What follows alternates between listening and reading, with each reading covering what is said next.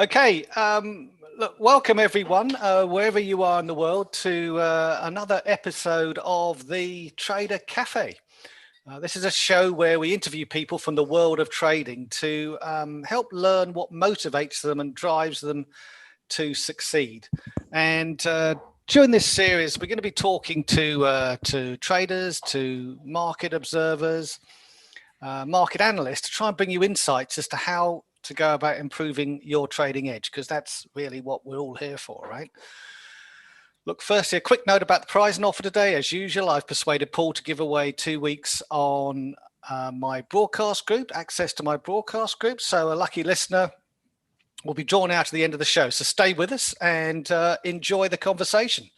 Our guest today is Jeff Pine. Now, Jeff is based in the beautiful state of Tasmania. Every part of Australia is amazing, but Tasmania is the most beautiful part. And Jeff's been with Access to Wealth as a trader for quite some time. I'll go years. He's a really good friend of mine, and I appreciate the disciplined and focused way in which he applies his discretionary views to his systematic approach to try and improve his trading edge. So let's get started. So welcome, Jeff, and maybe for the benefit of the listeners, can I start with asking you how you got into trading? Hey, Jules.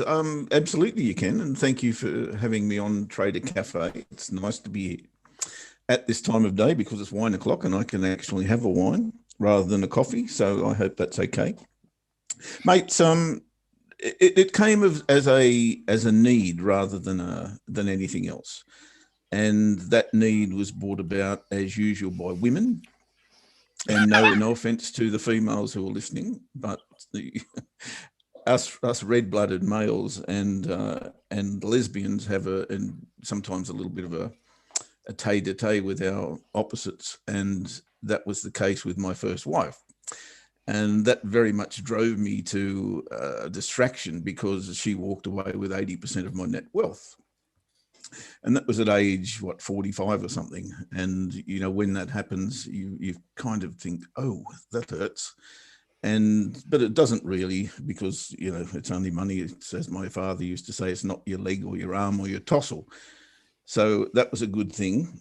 The net result was good, I've got to say, financially not. So when I walked into that particular scenario, I had to do something to get that or reacquire what I'd put aside, I suppose, as assets. And that then drew me to 45. Shit, I haven't got a job because I've been self-employed since Adam played fullback for Jerusalem, and therefore I had to come up with something.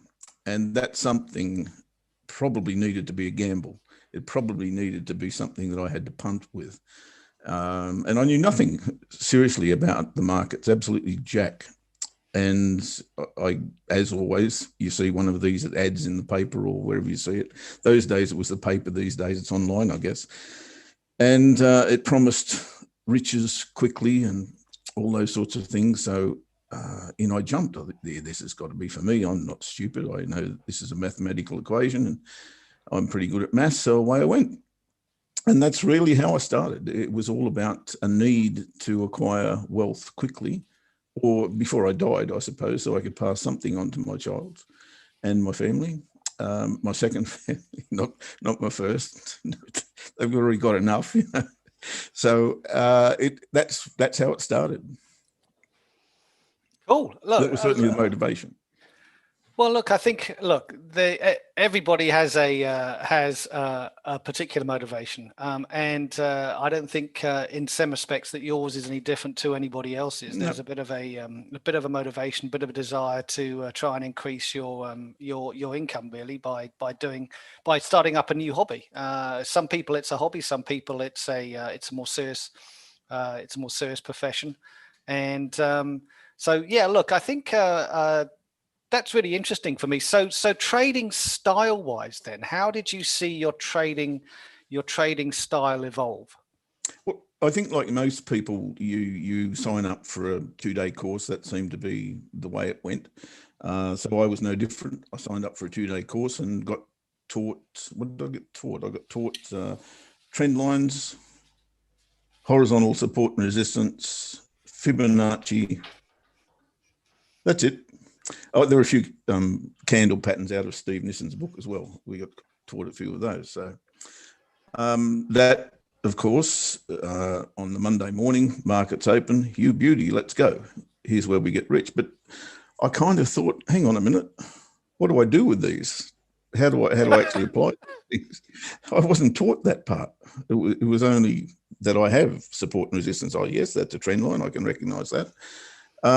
So that really was no good. And very, very quickly, I, like a lot of people do, finished up in reverse rather than forward. So I then stopped. I said, hang on, I've been sold a lot of bullshit and I really can't sustain losing that. And losing's not my thing anyway. I don't like losing. So I then gave it away for probably 12, 18 months. But then the reason didn't go away. The motivation didn't go away. So I had to continue.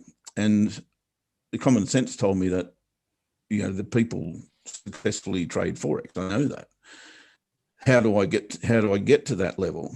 And I then came across a guy who was doing trade calls on Twitter, I think it was. And don't ask me, I wouldn't know how to run Twitter at the moment, but that's how that started. And they were really good, really good calls. See, and I thought, Jesus, this bloke knows what he's doing. So of course he puts up a course, his very first course, as a matter of fact. And I think his first sign up. I was his first sign up, and he taught me a system. And that system I still trade to this day, frankly, because it was such a great system. And in those days, seriously, Julian, and I mean, I'm sure we've all been through a purple patch of trading, but this was a bloody purple patch of trading. It was simply a matter of turning on the chart at 10 minutes before European Open or UK Open, waiting about half an hour or so till that first candle of London had gone through. If there's a setup there, you trade. If there's not, you don't. It was just a simple setup. And seriously, it was like picking the low apples off a tree at that point in time. And it just click, click, click, day in, day out. And I couldn't believe it. I said, here we go. This is exactly what I've been looking for. And look, that continued. That continued for a few years. No problem at all. And like I said, I still trade that to this day. I've made a few changes to that, to be honest, but system's still the basic core system. So when you first started then, I guess you could quite easily describe yourself as being a systematic trader, right? That would be where you could buttonhole yourself or pigeonhole yourself into, right? So what then, why have you then since that point added a discretionary element? What motivated you to do that? The system broke or slowed down. Well, there's a reason. There's a reason. But it went into, I would say it went into pause mode because it still works to this day, as I said. And I think the reason for that was market circumstances. We had a global financial crisis on our hands. If you were trading trend to the downside in those days, you were going okay. But this was not a trend trading system.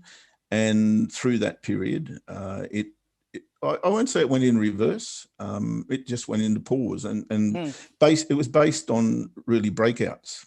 And interestingly, I've now turned that around to break-ins, as I call them, or the burglar trades. And it just stopped working for a time. Not wholly and solely, but as I'm sure if everybody who's listening knows, systems work sometimes. And if you've got the right system and you trade it the right way and you manage it the right way, then you'll probably be a winner. But it came to a point where it was not winning. So I then had to work out why. I went into a period of research into that. And it became evident that the current market circumstances weren't effective, or the system wasn't effective in those market circumstances. Yep. So I then said, well, okay, what are the market circumstances? How can I turn this around? And I then started to notice things like market structures. And interestingly enough, you go back to the technical analysis course that I first entered into. That then became the core. So I went backwards to go forward. And I dug and I thought, well, okay, this guy really was telling me something. And he was talking farm animals. I struggle with words. I struggle with anything that's not an image. If I get an image in my head, and I think this is probably a thing, or it's a left brain thinker, I think, the way it works. And if I don't see it, I can hear it. You can tell me 100 times, but if I don't see it, then I'm not going to be able to act on it. And that's what I had to do. So I had to take imagery on board, and that imagery became animals. And to this day, I still call the candle patterns animals, because they give me an image in my head and I can see that image and it appears on a chart. Shit, there's a mouse. Got to trade that. Look, there's nothing wrong with that. No. As you well know, sometimes I when I'm doing presentations, I have a relatively amusing side when I invent some candlestick patterns. Look, for me, there is nothing wrong, and this is the whole point, right, about trading. You've made some really important points in the last couple of minutes that I think are really worth reinforcing. So one of the things that strikes me about this is when you've gone from performance to flat, let's call the account flatlining, so just not getting anywhere, right? Some wins, some loses, like that. The philosophical basis for what you're doing hasn't changed, right? So the methodology, right, is going into, let's call it a quiet phase, to your point, a pause, right, that you used. Now, one of the problems that most traders have when they first start out in trading is they look at that and they go, well, I've got to switch now, so I've got to do something else. I need to pick up momentum trading, or I need to pick up a moving average crossover system, or another 74 different ways to trade, right? And they keep flitting from one to the other, right, trying to roller coaster their way through the latest, I'm going to call it fashion. So what's actually going on here is the market condition, the market state changed. Your methodology didn't change, and your methodology is still profitable. But what's happened is the market state is adjusted, right? And so I think one of the key learnings you can get out of this, traders out there, is to try and really think about what that means, right? And what this means to me is that what you need to understand is what market state you're in, right? That's incredibly important. Are you in a ranging market state, for instance? Are you in a trending market state? A ranging market state will be filled with false breakouts all the time. Right. Whereas obviously trending markets will tend to have that directional bias where it just goes bang and just keeps rolling up the curve, right? Or going down and keeps going down, right? Day after day after day, you see five, closes on the, higher closes on the trot. And trying to understand what that means and trying to understand those market states, I think, is a key part of experience of being a trader. And sometimes it's really difficult to identify it. But when you can get that, then applying the systems actually becomes a lot easier. Then you can say, well, look, the current environment to me there's no breakouts higher. And let's say the interest rates around the world happen to be the same. Okay, so how much of a breakout are you going to get? Well, you're probably not. There'll be a lot of ranging going on. And therefore, if there's a lot of ranging going on, then those systems will work really well in that environment. So for me, it's absolutely crucial to look at this and go, is there an opportunity here for breakout? Is it one of those type of market states where that's happening? Go and look at the commodity markets right now. Go and look at wheat or soybeans or, even oil, right? That's a trending market, okay? False breakouts aren't there. They're very rare in that market at the moment, right? For obvious reasons, because it's trending. So I think this is where some of this knowledge comes in. And I think what you've really highlighted is how that's happened. And I also love your approach, right? So this wasn't working. So I went back to basics and had a look. I think that's a key point and a key part of trader development, right? Is when things aren't going well. It's a bit like you ask a sportsman, You know, when your performance dips, what do? Oh, I go back to doing the basic things right over and over and over again until it comes back again. I know about that in my sport, golf, right? It's the same thing. You check your fundamentals all the time. Am I aiming in the right direction, right? The usual stuff, right? Am I gripping the club right? This is the key stuff. You know, you're not trying to tweak things. And I think this is the core of trader improvement, is getting this going back and rotating round. Oh, I've learned something new. That's interesting. That's interesting. Oh, no, that's not working so well. Right, back to basics again. Well, I need to stick to my system, stick to my knitting, know what I'm doing, and then I roll forward with a little bit of extra experience. I can't stress enough to people out there, guys, if you're listening to this, that Jeff has just, I think, described the best way for the cycle of trader improvement that you can ever come up with. It's the same, as you say, the sport. You know, my sport for many years was golf. In fact, my teachers, we had our high school used to overlook the Musselbrook golf course in the Hunter Valley of New South Wales. And most days I would sit at the window and I would not listen to whatever was being taught to me, of course. I was looking at the first fairway, thinking that shivers, if I drove to there, I'd have to hit a 7-iron. If I drove to there, it'd be a wedge. So why don't I just try that little bit of extra distance? And, you know, that analogy has kind of stuck with me all the time. You know, why can't I do that? Why isn't this possible? Let's explore that. And as you say, the going back to the basic part of it is, okay, you're going to drive off that first tee and get to that point so you can play your wedge or you can play your 7, whatever the case may be. And I think this is very much, you know, a methodical approach. And, you know, I never thought that would be the case, because I thought this system was so good and it just kept producing. You know, it was the gift that kept on giving, frankly, until it didn't. And then, as you say, we've already covered that ground. We went back to basics and came up with a completely different view of the market. And I've got to stress, you know, around that time, that if I wasn't surrounded by a few of our very nice friends, that would have been a far more difficult process, because we are in a situation here in this room, you know, where we can reach out and get the help that's required at that time. You know, trading is a very lonely thing if you're going backwards.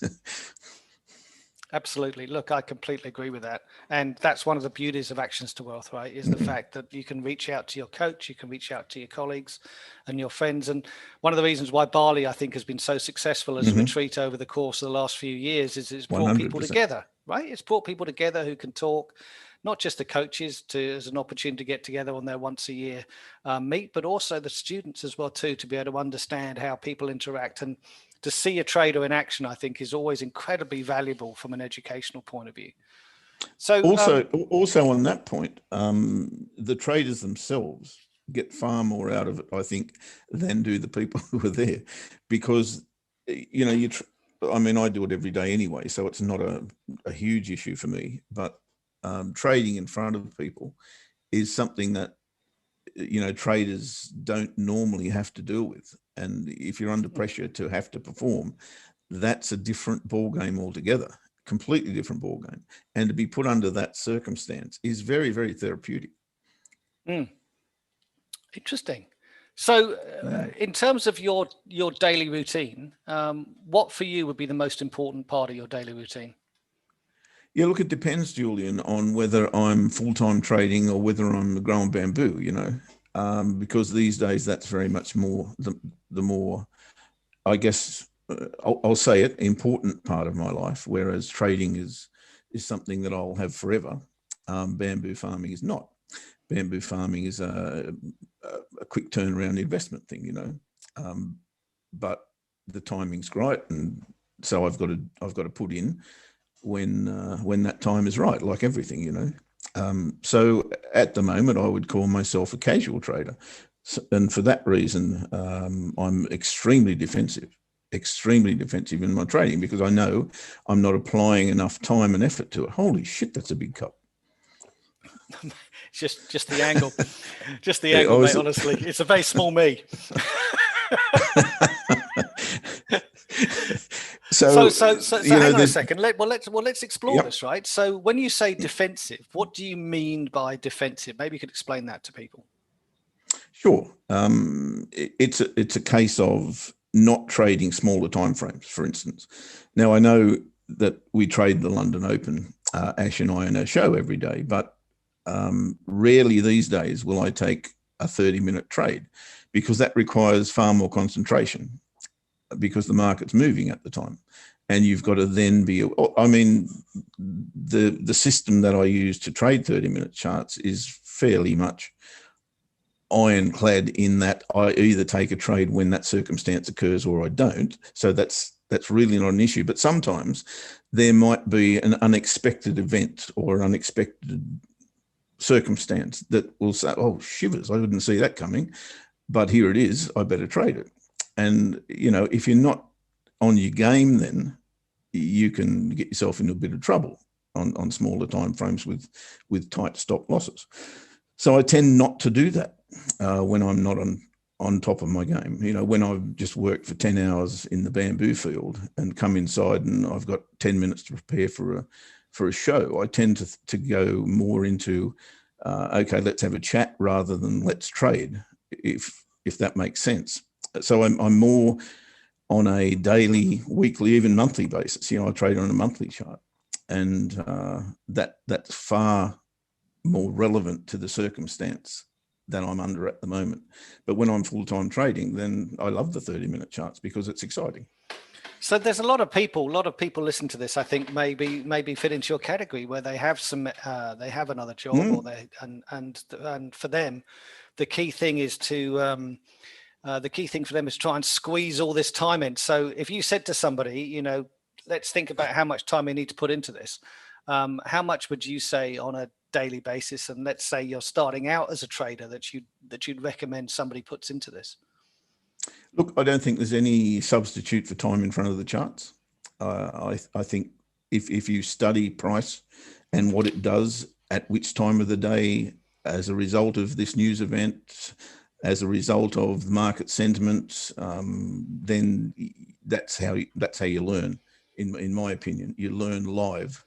And if you're not in front of the charts at those times and you don't witness what that particular, in my case, currency pair does, then you're really missing out, because that's what really ultimately will give you your good entries and your good management practices, because you should know that at, you know, half an hour before a news event, you're in a precarious situation, because the market's going to do this sort of stuff and you might be taken into a trade you don't want to be in.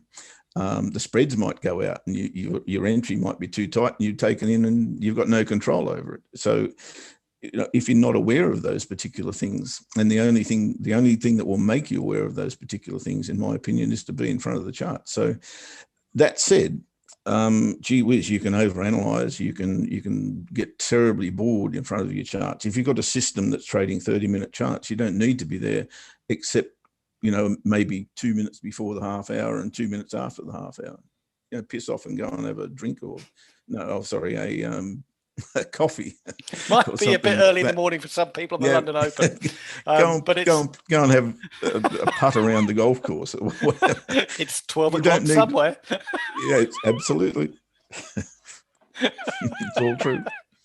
Cool. Now, there's a very strong tip. Do not drink and trade at the same time. I can thoroughly endorse that as well too, obviously. What about so worst trade, best trade? What's the what did you learn from both of those? That's a very good segue, Julian, because the worst trade most definitely was, and Paul B's in the room.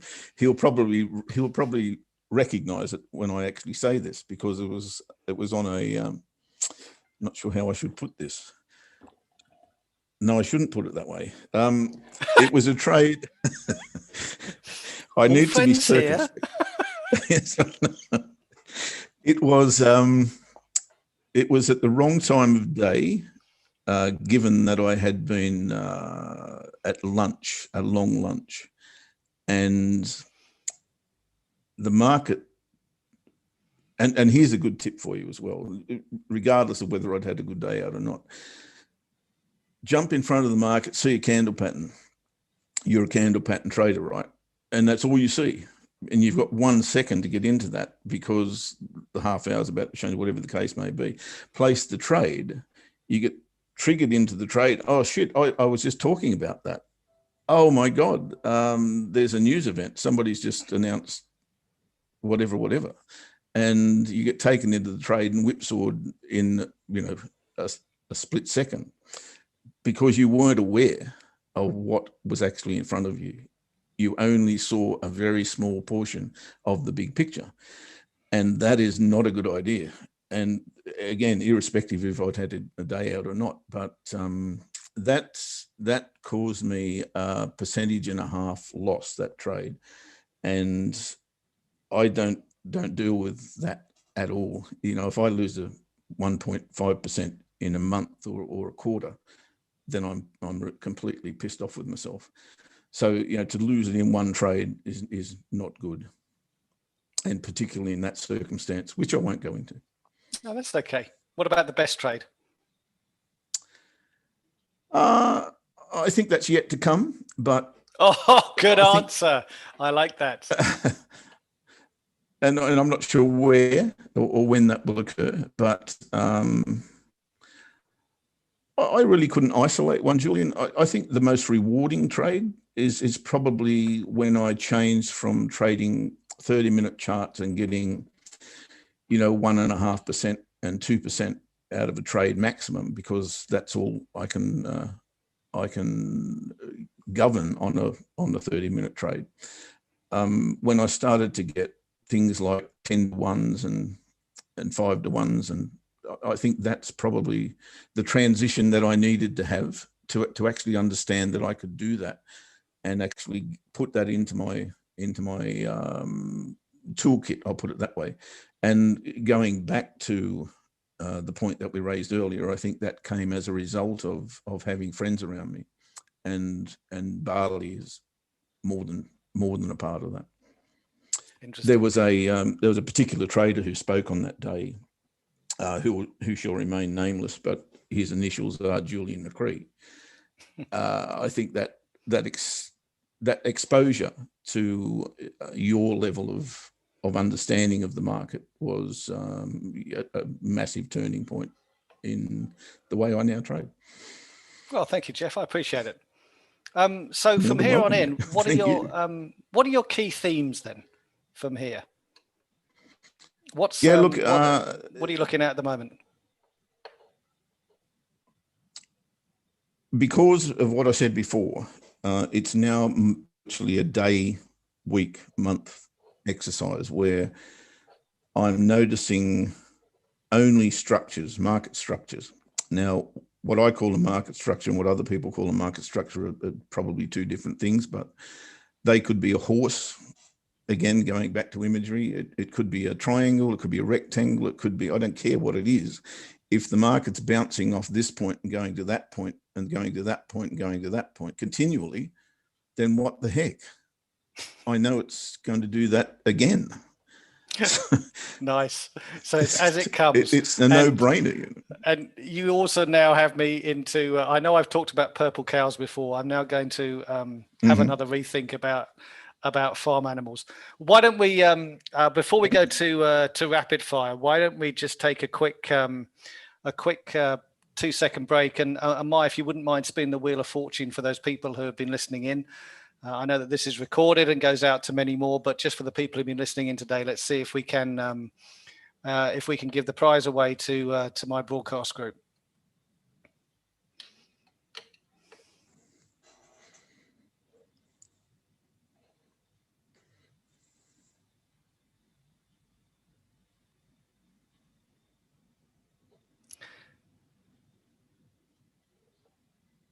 So Paul, I don't know which Paul that is. I'm assuming it's not PB. So Paul, if you're there, thank you. That's great. Paul P, congratulations. You've won 2 weeks of access to my broadcast group, and thanks for that. So congratulations for that. And right, Jeff. Okay, I know we never have enough time. I could have sat there and I can sit here and talk to you for ages and ages and ages. So rapid fire questions. Are you ready for rapid fire? I'm game.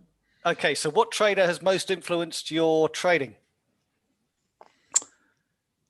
Yeah, that's hard because I'd have to go back to, I guess, the reason I'm still trading. And there's three of those, but I'd have to go back to the first one. And his name is David Franceschini. Brilliant. Don't think he's ever written a book or anything like that, but sometimes they don't need to. They just need to be there. No. So what's one attribute that you think a trader should have? The ability to absorb punishment. Okay, good attribute. I like that. Yes. What's your favorite indicator in trading? Oh, a daily pivot. Ah, awesome. Joe Biden, savior or caretaker? Oh, caretaker. Okay, crystal ball time, and I know this might not be your scene. What price level for Bitcoin in a year's time? Yeah. Believe the hype or believe yourself. I'm going to go with 10,000. Oh, radical. Like it. Okay. Last question. In a speed eating food contest, what food would you choose? We're all going to remember this, by the way. You didn't know that I had already won 2 food eating competitions, did you? And I did not know that. So that one. Okay, so now you're an expert, right? Yes. At age, I think it was 12, I won an ice cream eating competition, which was live on radio in a town hall in Muswellbrook.